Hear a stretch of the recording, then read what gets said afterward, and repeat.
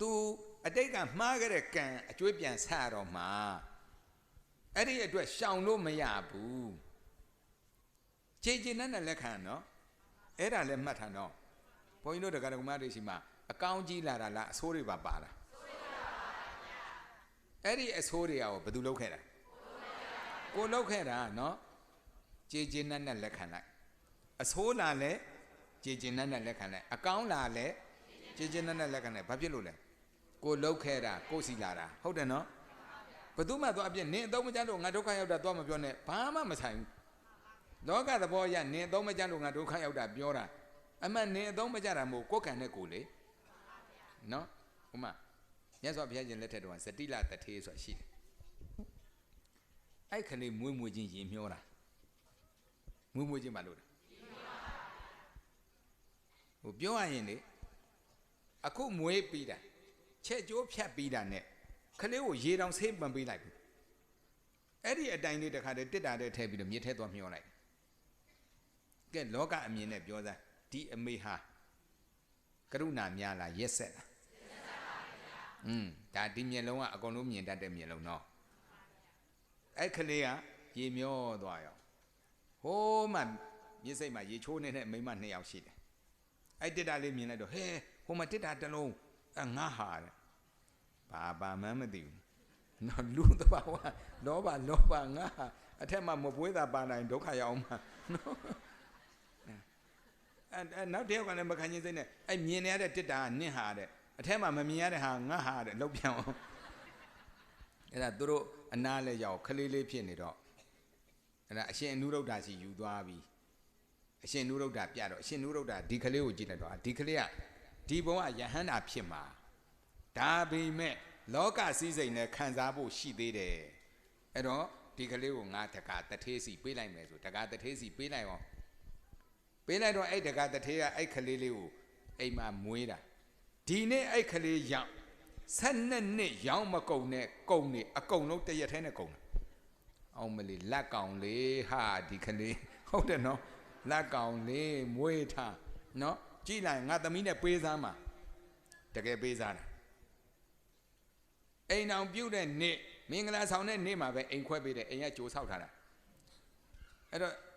သူတို့အတွက်ဆောက်ထားတဲ့အိမ်ကိုဒီနေ့မင်္ဂလာဆောင်ပြီးမိဘတွေကြော့ပြီးတော့နေမဲ့အိမ်ကိုတွားအိမ်လေကားကုန်နင်းလိုက်တာနဲ့အိမ်နောက်ဘေးမှာရွှေတောင်ပေါက်လာရွှေတောင်ကလည်းအောင်ကုန်းသားတွေသေရကြအောင်ပြောလိုက်အောင်ပါနော်ရွှေတောင်ကြီးကလေသူလိုချင်ရင်လက်နဲ့သွားဖက်တပိတ်တာဆိုတပိတ်တာအချိန်30ဆို30ဤကနေပါလာတာနော်တခြားလူဆိုပစိန်နဲ့ပေါက်လည်းမရနည်းနည်းလေးတောင်ပဲ့မထွက်တော့ခတ်เสียလို့သေးလားနောက်သူ့ဖဲလိုက်တာ30အချိန်30ဆိုအချိန်30ဖက်ပြီးရင်အဲ့နေရာပြန်ပြည့်သွားတာနော်ချိုက်သွားတာမဟုတ်ဘူးအဲ့မို့တတောင်တော့အောင်ကုန်းမှရှိရင်တော်တော်ကောင်းမှာနော်တရွာလုံးလာဖဲဟာဆိုတော်တော်အဆင်ပြေမှာနော်အဲ့လောက်ပိုင်တဲ့တထေးဖြစ်နောက်တော့ဖះကြွလာတော့တရားနာပြီးဒါတွေစွန့်ပြီးတော့ယဟန္တာဖြစ်သွားတယ်ထားပါတော့အဲ့ခလေးဘာလို့စွန့်ပစ်ခံရတာလဲမွေးချင်းဟိုလူတွေပြောတဲ့စကားအတိုင်းပြောရင်လေအမလေးဒီကလေးမှာဘာအပြစ်ရှိလို့လဲကလေးလေးကအခုမှမွေးကင်းစားလေးဘာအပြစ်ကင်းတဲ့ကလေးကိုဒီအမေကရက်ဆက်တာအဲ့ဒါကလောကအမြင်ဟုတ်တယ်နော်ဓမ္မအမြင်နဲ့ကြည့်လိုက်တော့အဲ့ကလေးသည်ကတ္တပဘုရားရှင်လက်ထက်တုန်းကပဋိန်ဆရာနေအောင်ပြောလိုက်အောင်မလားလူတွေအသက်ကြီးရင်လေနည်းနည်းများတယ်နော်ဘုန်းကြီးလည်း59ထဲရောက်ပြီဒီဟာပြောဟိုဟာရောက်နေတော့ပလင်မောမဆင်းနိုင်ဒုက္ခနော်ကြိုးပြီးတော့ကာထားတာဟိုမှာရှင်မောက်ကလန်နေပြီးတော့ဟိုဘက်ရောက်ကုန်ပြီဇတိလာရောက်ကုန်ပြီနော်အဲ့ဒါပဋိဆရာဆိုတော့သူတို့ကိုးကွယ်နေတာယဟန္တာအရှင်မြတ်တစ်ပါးရှိတယ်ကတ္တပဘုရားရှင်ကသက်တော်ရှိဘုရားဆိုတော့ပရိနိဗ္ဗာန်စံတော့ဓာတ်တော်မပြိုကွဲဘူးအလောင်းတော်လိုက်ကြည့်ရှိတယ်ဒါဆိုရင်ဘုရားစေတီကဘယ်နှဆူတဲလို့ရတဆူပဲအလောင်းတော်လိုက်ကြည့်ထပ်ပဒံထားပြီးတဲမှာတဆူပဲဆိုရွှေစေတီတဲကြဆိုတဲကြတာထပ်ပဒံသွင်းကနီးတော့ယဟန္တာတစ်ပါးကြွလာပြီးတော့လိုက်ကြည့်လိုက်တော့မဟုတ်ဦးတစ်ဖက်ကကြမ်းနေရောအဲ့ဒါမေးကြည့်တော့ တိုင်းသူပြည်သားလူအများတာဝန်ယူတဲ့ဘက်ကရွှေမလောက်လို့ကြံနေတာတဲ့ဒါဆိုငါတကာရှိသွားအောင်မယ်ငါတကာသွားပြောမယ်ပေါ့သူတကာပရိဆရာသွားရောဟိုလဲရောက်ရော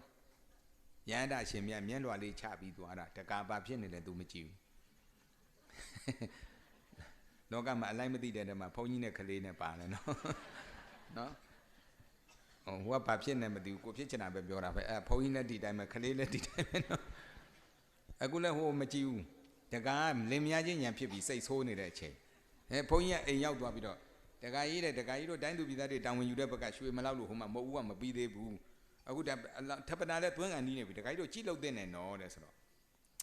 ဒီမှာဘာဖြစ်မှန်းမသိကိုရောကလည်းတမအောင်ဆိုပြီးတော့တကာကိုရောကိုဘာပြောလိုက်လဲဆိုကိုရောဖရာရေထဲမျောလိုက်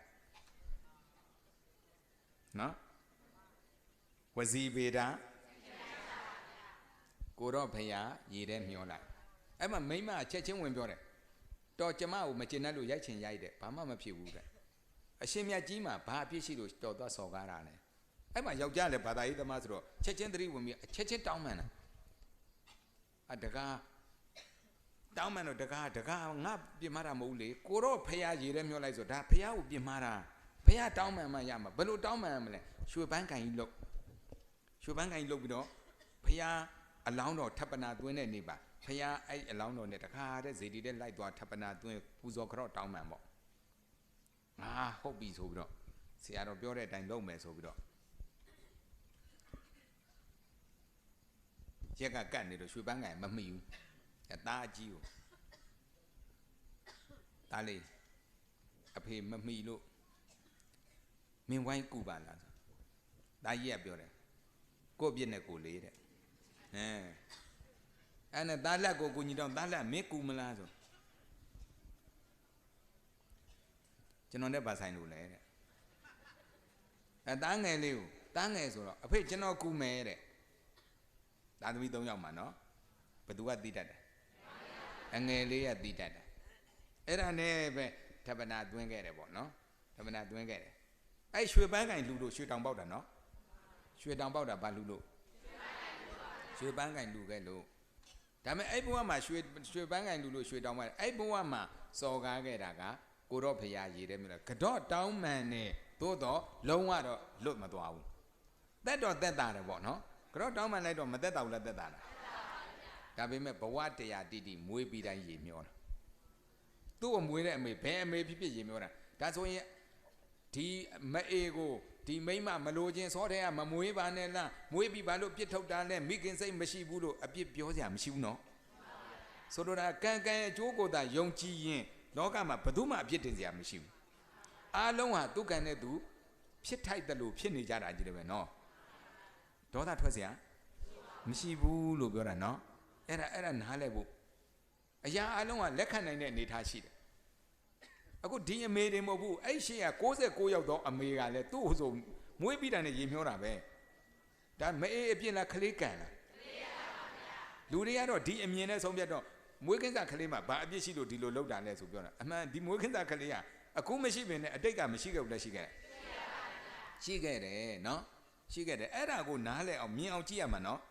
အရာအလုံးမျက်စိမြင်တာလေးနဲ့ဗရတ်ဆိုလှမ်းပြီးတော့အပြစ်တင်လိုက်တာမျိုးတော့မလုံးနဲ့သူ့ရှေ့ကဘာပါလာတယ်မသိဘူးနော်ကဲအဲ့ဒါဇတိလဖြစ်သွားတာအဲဇတိလဖယားသူတို့ပဲကြွလာတော့တရားနာပြီးတော့ဒီတရားတွေကိုလူဝတ်နဲ့တော့အပြည့်စုံမကျင့်နိုင်ဘူးဘုန်းကြီးဝတ်နဲ့မှကျင့်လို့ရမှာယဟန်ဝတ်မယ်လဲဆိုရောအမွေတွေပေးရတော့ဒါကြီးတွားရွှေတောင်းနေရွှေတုံးပေါက်ခဲ့ရော့ပေါက်တူးတောင်းဆိုကန်ထွက်လာဖေးကျွန်တော်ပေါက်လို့မရတန်းလက်သွားပေါက်တောင်းဆိုကန်ထွက်လာတယ်အဖေကျွန်တော်လည်းမရတန်းငယ်သွားပေါက်ဣကနေဆိုရွှေတုံးရအဖေကျွန်တော်ရအဲ့ဆိုရင်အဲ့ရွှေတောင်မင်းယူလိုက်တဲ့အဲ့3ယောက်ကဟိုတုန်းကကတ္တပဘုရားလက်ထက်ကလည်း3ယောက်ပဲအကြီးကဘာလို့ပေါက်မရလဲဆိုတော့ကိုပြည့်နဲ့ကိုသူပဲအလက်ကရောကျွန်တော်လည်းပါဆိုင်လို့လဲအဲ့2ယောက်လုံးမရဘူးနော်အဲ့ဘာပြောချင်တာလဲဆိုမိဘသမီးရဲ့မနဲ့ဆွန်းလောင်းအောင်စောစောလေးထားပါဆိုအမေတို့ကလည်းအိတ်ကောင်းလုံးရှိတယ်ဘာမှမသိဘူးမှတ်ထားအမွေမရဘူးနော်အမွေမရဘူးတတိထားညင်းတဲ့လူအမွေမရဘူး အဲ့ဒါလေး